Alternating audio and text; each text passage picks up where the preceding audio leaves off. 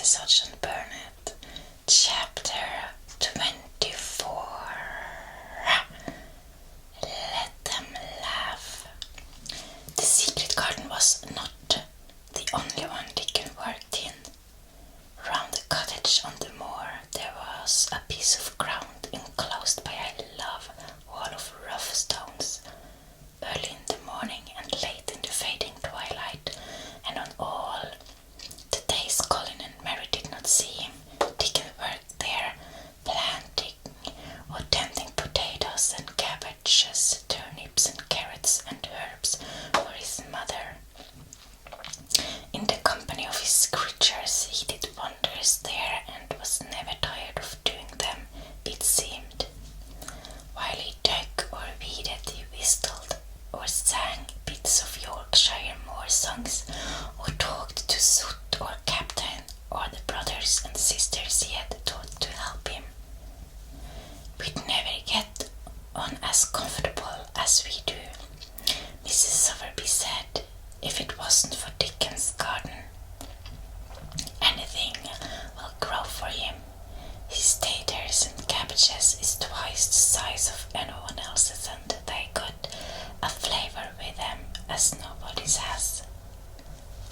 When she found a moment to spare, she liked to go out and talk to him. After supper there was still a long clear twilight to work in, and that was her quiet time.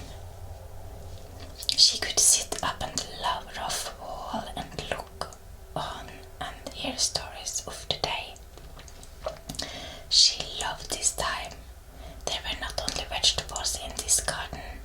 Dickon had bought penny packages of flower seeds now and then, and sown bright sweet-scented things among gooseberry bushes and even cabbages, and he grew borders of mignonette and pinks and pansies and things whose seeds he could save year after year, or whose roots would bloom each spring and spread in time into fine clumps.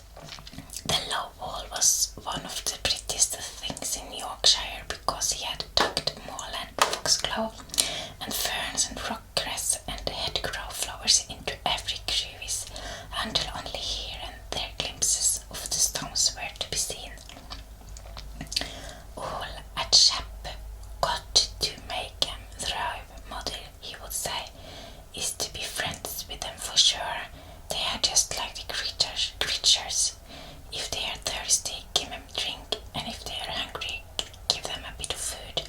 They want to live, same as we do. If they died, I should feel as if I'd been a bad lad and somehow treated them heartless. It was in these twilight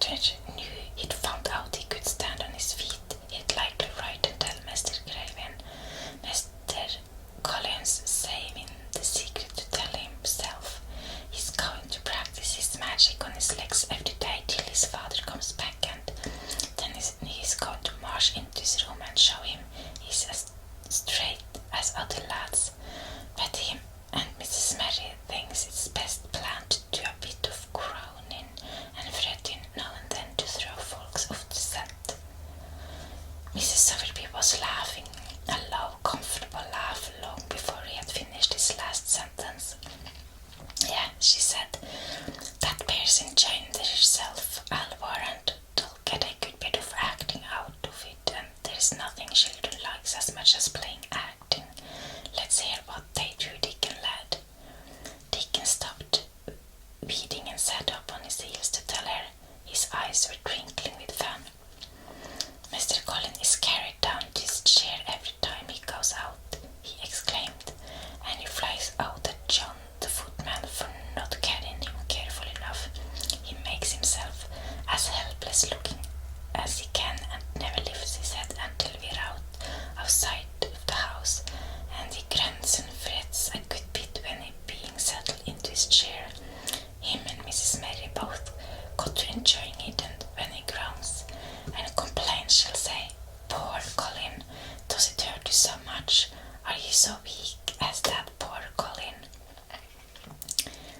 But the trouble is that sometimes they can scarce keep from bursting out laughing. When we get safe into the garden, they laugh till they've no breath left to laugh with, and they have to stuff their faces into Mr. Colin's cushions to keep the gardeners from hearing, if any of them about. The more they laugh, the better for them, said Mrs. Sowerby, still laughing herself. Good healthy child, laughing better than pills, and they are the year that pair'll plump up for sure. They are plumping up, said Deacon. They are that hungry they don't know how to get enough to eat without making talk. Mr. Collins says if he keeps sending for more food, they won't believe he's an invalid at all. Miss Mary says she'll let him eat her share, but he says that if she goes hungry, she'll get thin, and the men both get fat at once.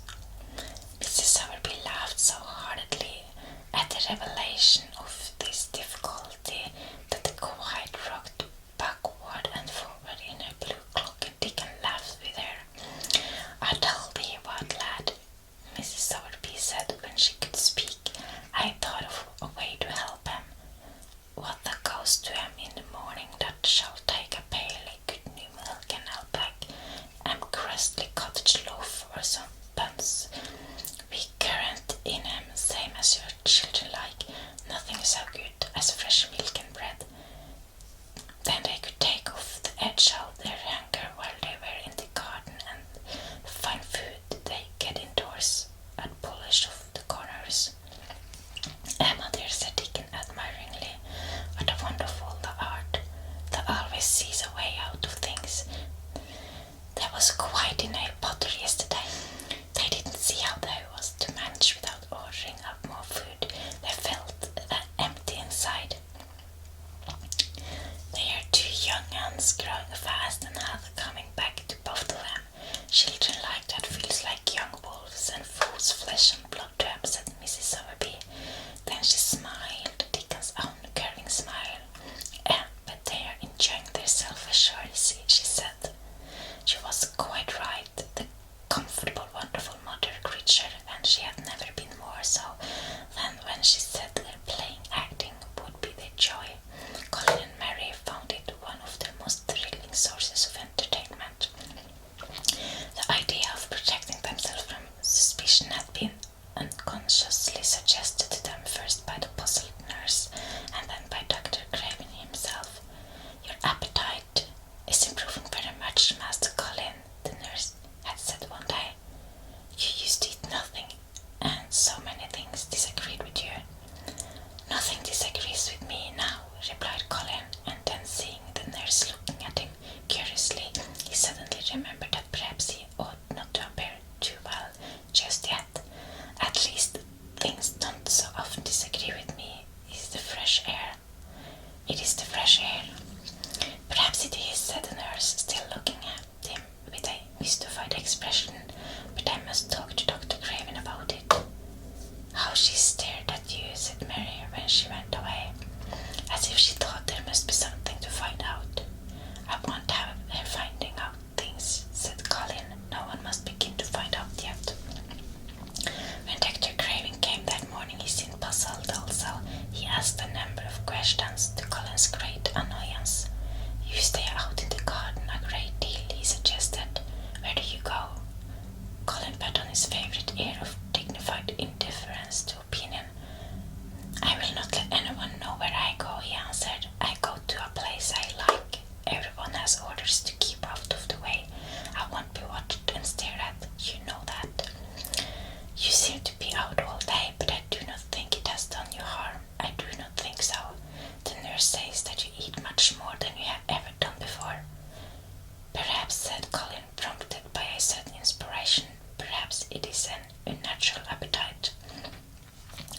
I do not think so, as your food seems to agree with you, said Dr. Craven. You are gaining flesh rapidly and your color is better.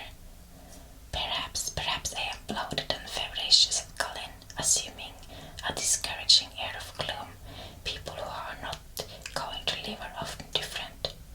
Dr. Craven shook his head. He was holding Colin's wrist and he pushed up his sleeve and felt his arm. You are not feverish, he said thoughtfully, and such flesh as you have gained is healthy. If you can keep this up, my boy, we need not talk of dying.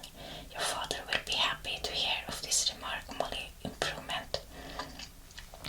I won't have him told, Colin broke forth fiercely. It will only disappoint him if I get worse again, and I might get worse this very night. I might have a raging fever. I feel as if I might be beginning to have one now. I won't have letters written to my father. I won't. You are making me angry, and you know that is bad for me. I feel hot already. I hate being written about and being talked over as much as I hate being stared at. Hush, my boy, Dr. Craven soothed him. Nothing shall be written without your permission. You are too sensitive about things. You must not undo the good which has been done. He said no more about writing to Mr. Craven, and when he saw the nurse, he privately warned her that such a possibility must not be mentioned to the patient. The boy is extraordinarily better, he said. His advance seems almost abnormal. But of course he is doing now of his own free will what we could not make him do before. Still, he excites himself so very easily, and nothing must be said to irritate him. Mary and Colin were much alarmed and talked together anxiously. From this time dated their plan of play acting. I may be obliged to have a tantrum, said Colin regretfully. I don't want to have one, and I'm not miserable enough now to work myself into a big one. Perhaps I couldn't have one at all. That lump doesn't come in my throat now, and I keep thinking of nice things instead of horrible ones. But if they talk about writing to my father, I shall have to do something. He made up his mind to eat less, but unfortunately it was not possible to carry out his brilliant idea when he wakened each morning with an amazing appetite, and the table near his sofa was set with a breakfast of homemade bread and fresh butter, snow white eggs, raspberry jam, and clotted cream.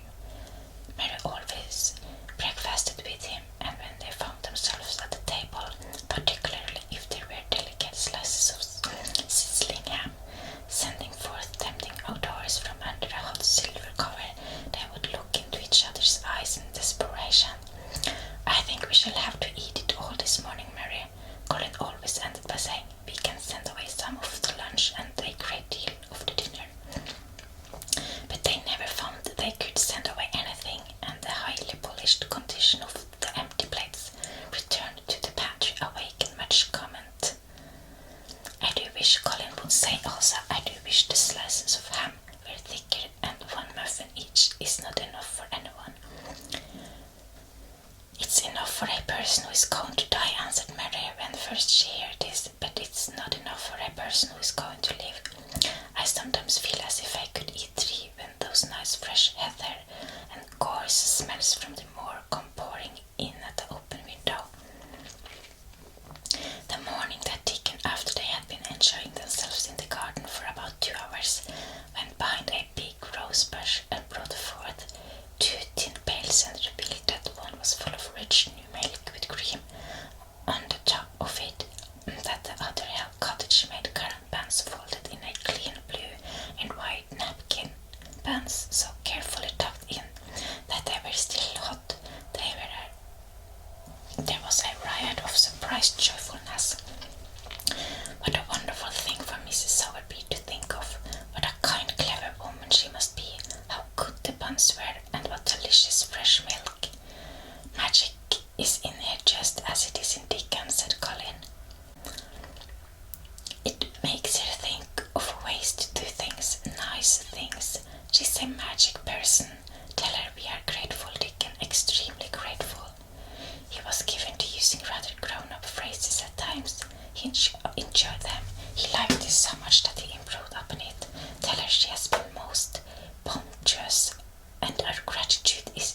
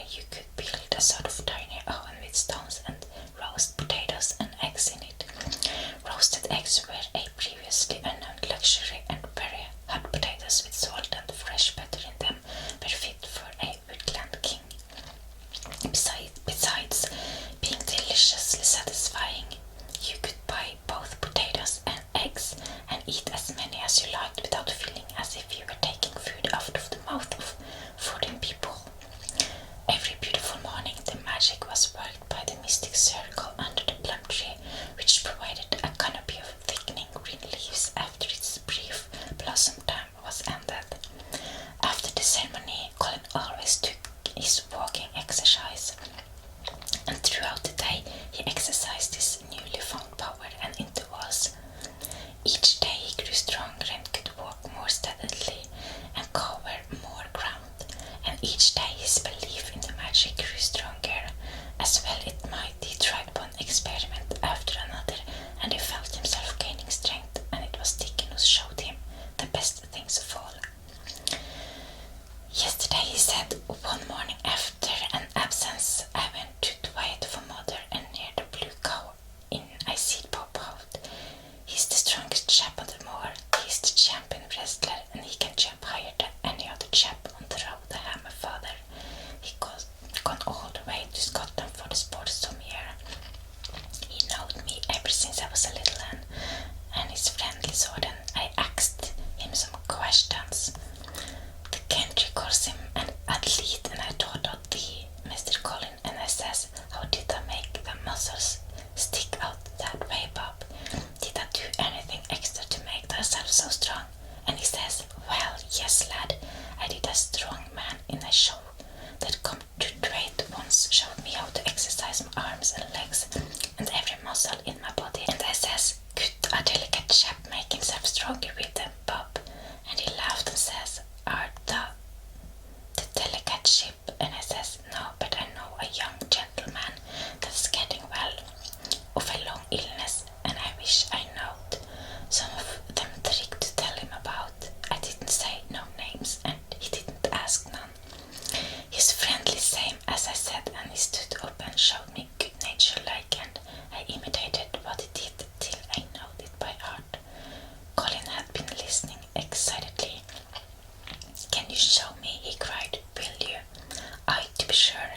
Dickon answered, getting up, but he says them and do 'em gentle at first, and be careful not to tire thyself. Rest in between times and take deep breath, and don't overdo. I'll be careful, said Colin. Show me. Show me. Dickon, you are the most magic boy in the world.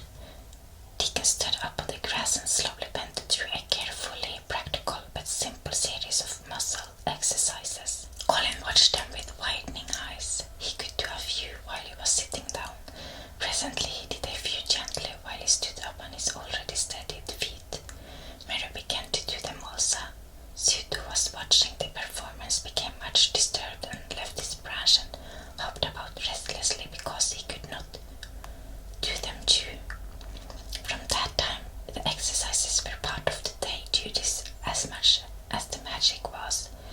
It became possible for both Colin and Mary to do more of them each time they tried, and such appetites were the result that but for the basket Dickon put on behind the bush each morning when he arrived, they would have been lost. But the little oven in the hollow and Mrs. Sowerby's bounties were so satisfying that Mrs. Medlock and the nurse and Dr. Craven became mystified again. You can trifle with your breakfast and seem to disdain your dinner if you're full to the brim with roasted eggs and potatoes and richly frothed new milk and oatcakes and buns and heather honey and clotted cream. They are eating next to nothing, said the nurse. They'll die of starvation if they can't be persuaded to take some nourishment, and yet see how they look. Look, exclaimed Mrs. Medlock indignantly. I am moithered to death with them.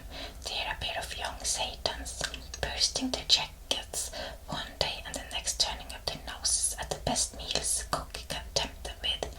Not a mouthful of that lovely young fowl, and bread sauce did they set a fork into yesterday, and the Moor woman fair invented a pudding for them, and back it sent. She almost cried. She's afraid she'll be blamed if they starve themselves into their graves. Dr. Craven came and looked at Colin long and carefully. He wore an extremely worried expression when the nurse talked with him and showed him the almost untouched tray of breakfast she had saved for him to look at, but it was even more worried when he sat down by Colin's sofa and examined him. He had been called to London on business nervous and had not seen the boy for nearly 2 weeks. When young things begin to gain health, they gain it rapidly. The waxen tinge had left Colin's skin, and a warm rose showed through it. His beautiful eyes were clear and hollow under them, and in his cheeks and temples had filled out. His once dark, heavy locks had begun to look as if they sprang healthily from his forehead and were soft and warm with life. His lips were fuller and of a normal color, in fact, as an imitation of a boy who was a confirmed invalid. He was a disgraceful sight. Dr. Craven held his chin in his hand and thought him over. "I am sorry to hear that you do not eat anything," he said. "That will not do. You will lose all of you have gained, and you have gained amazingly. You ate so well a short time ago." "I told you it was an unnatural appetite," answered Colin. Mary was sitting on her stool nearby, and she suddenly made a very queer sound which she tried violently to repress, that she ended by almost choking. "What is the matter?" said Dr. Craven, turning to look at her. Mary became quite severe in her manner. "It was something between a sneeze and a cough," she replied with reproachful dignity, "and it got into my throat." But she said afterward to Colin, "I couldn't stop myself. It just burst out because all at once I couldn't help remembering that last big potato you ate and the way your mouth stretched when you bit it through that thick, lovely crust with jam and clotted cream on it." "Is there any way in which those children can get food secretly?" Dr. Craven inquired of Mrs. Medlock. "There's no way unless they dig it out of the earth or pick it off the trees," Mrs. Medlock answered. "They stay out in the grounds all day and see no one but each other, and if they want anything different to eat from what's sent up to them, they need only ask for it." "Well," said Dr. Craven, "so long as going without food agrees with them, we need to disturb ourselves. The boy is a new creature." "So is the girl," said Mrs. Medlock. "She began to be downright pretty since she filled out and lost her ugly little sore look. Her hair grown thick and healthy looking, and she got a bright color. The glamorous, ill-natured little thing she used to be, and now her and Master Colin laugh together like a pair of crazy young ones." "Perhaps they are growing fat on that." "Perhaps they are," said